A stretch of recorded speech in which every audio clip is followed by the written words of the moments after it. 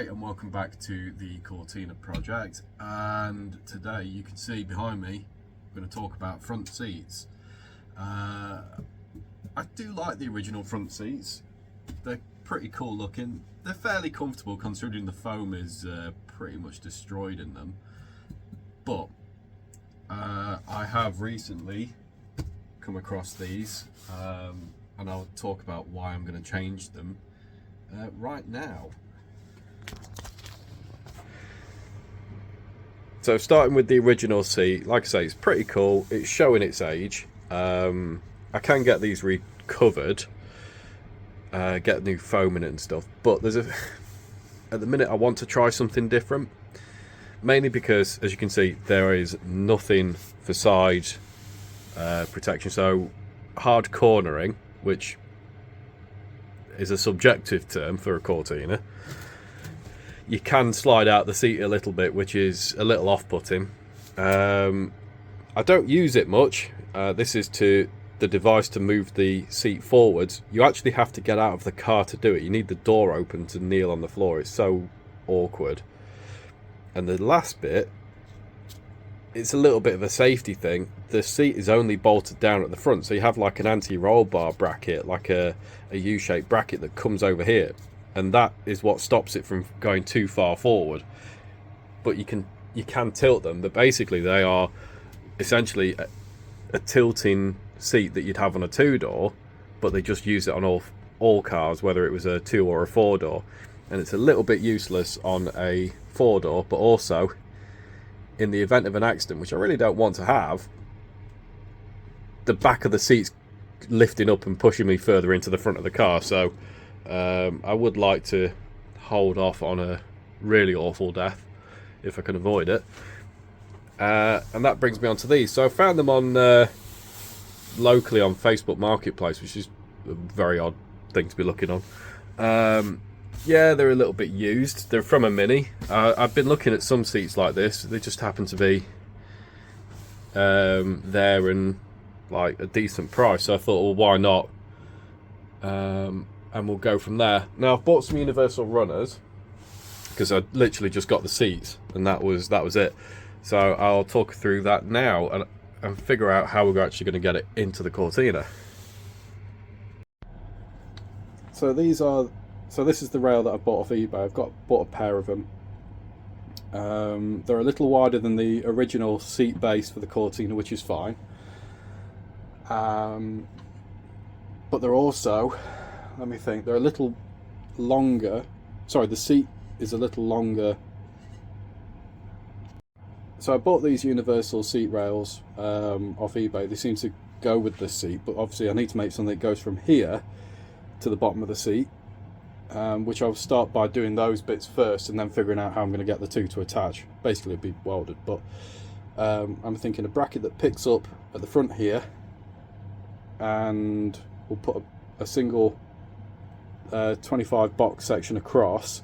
That'll tie this width together, make sure all that's square. Do the same at the rear. On the base of the seat I'm going to go lengthwise first, so, and then we can put a rail in between where that will then pick up onto the seat rail here. Kind of makes sense. I will get the original seats out at some point, and I'll try and get some measures off that so I know that they're fairly similar, but I'm quietly confident. So I think at this point I'm going to just basically start cutting some steel, drilling it, and I think it will start to come together as we go. So let's have a look.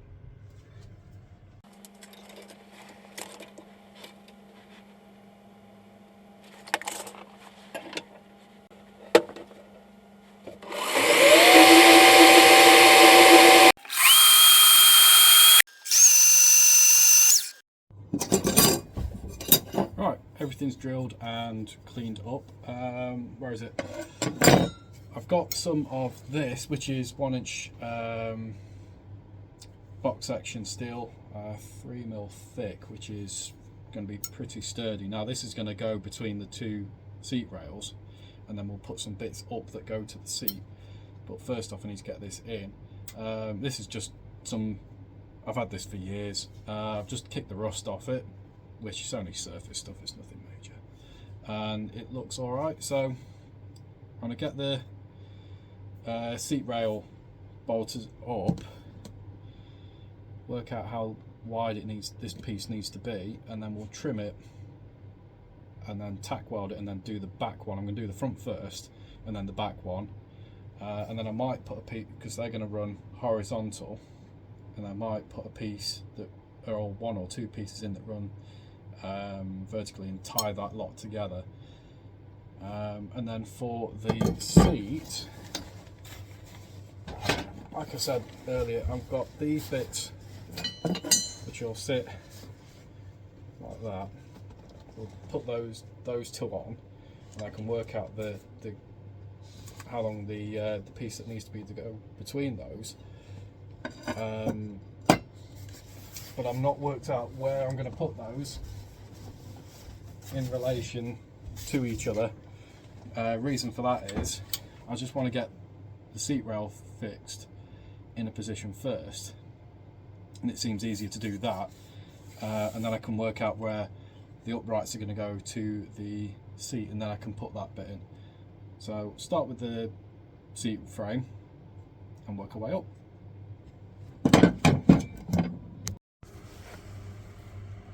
Right, one thing I've noticed, which is why I've cut these, is that I'm getting some deflection in this. So put it this way, the front is moving independently to the back. That's why I've clamped this up. So that is on the centre line, is marked just there.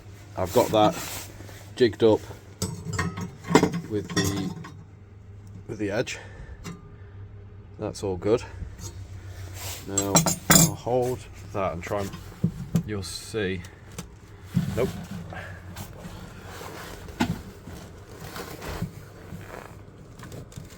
So literally I can just, the front's not moving but the back is.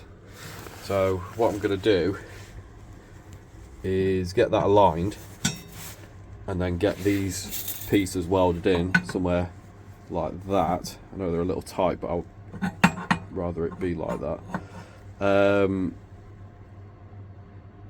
Yeah, so that'll give the frame its stability. It'll all be square then.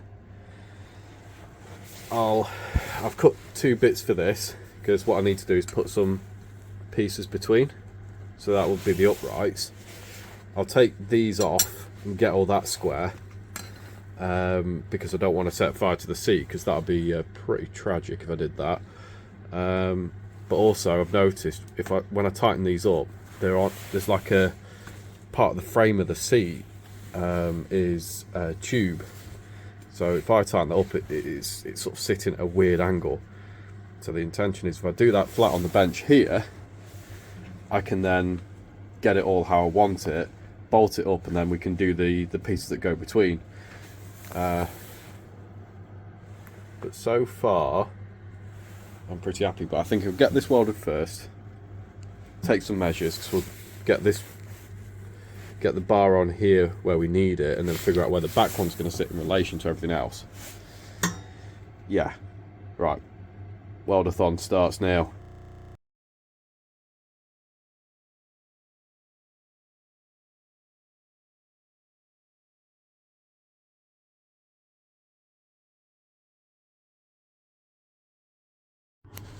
Right, to get it to the right angle, I'm not even joking, this cardboard box seems to be the right height, but the seat kept tipping, so I've had to like wedge it with the steel bar, but that is holding it perfect. So I'm going to get some measures from here up to there, so I can get that cut, and then at the back we can weld something in, well, sort of weld them together, and then put some pieces in and stuff. Right, so I'll get some measures first. Right, it's all welded. I say welded, it's tacked, but enough that we can go and test it. I'm not brave enough to sit on the bench and do it.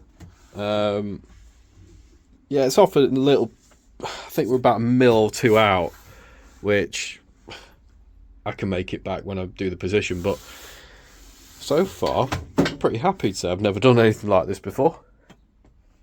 Let's go try it in the car anyway, see what it feels like. I think what's best to do next, I reckon take this off, weld it, and then figure out how I'm going to get the seat frame to mount to the car. We know the seat is right angle and stuff. Sat a little bit lower, angles. It's all right actually. I need to move the headrest up. There we go. I've made these up, so these will get welded to the underside of the car. So they'll act as a bit of a load spread, but also it means that when I come to put the seat in or take it out, I'm going to drop it on the floor. So I've got a spare.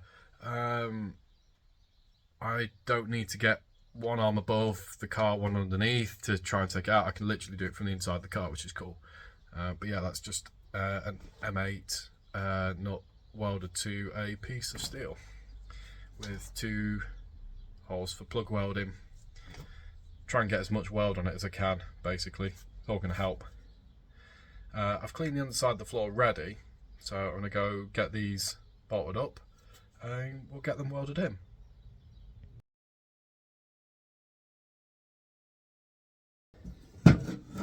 So I finished this one. Now obviously I've got 2 seats, so I really need to make another. And down to the magic of editing, here's one I've made. I've run out of material to do a cross piece between here, but for the minute I've not ordered the paint to paint them anyway. So I think before I get any further, I think we should really put these in the car and just have a proper look, see what we think. At the minute I am dead happy with these. I think they've come out really well, but we really need to get a pair of seats in there and have a proper look. So let's get cracking.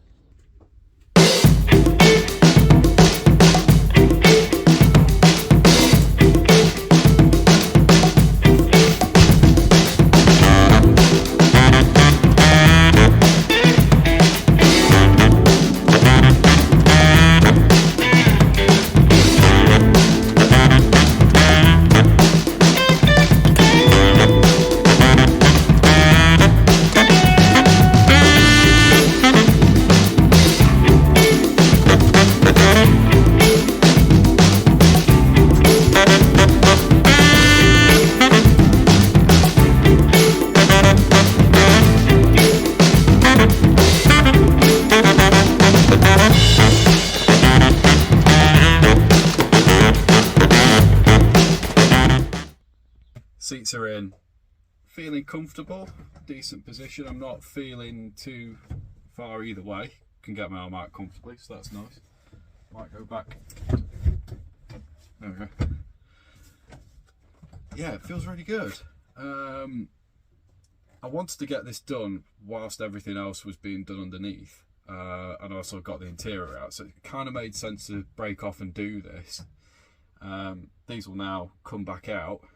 I'll finish off the frames, get the welds finished and painted, ready to go back in hopefully in a few weeks time, but we'll have to see. But now I can carry on with, let me think, gearbox really, and finishing off the tunnel from underneath. So yeah, like I say, hope you've enjoyed it, and I'll see you soon. Thanks for watching.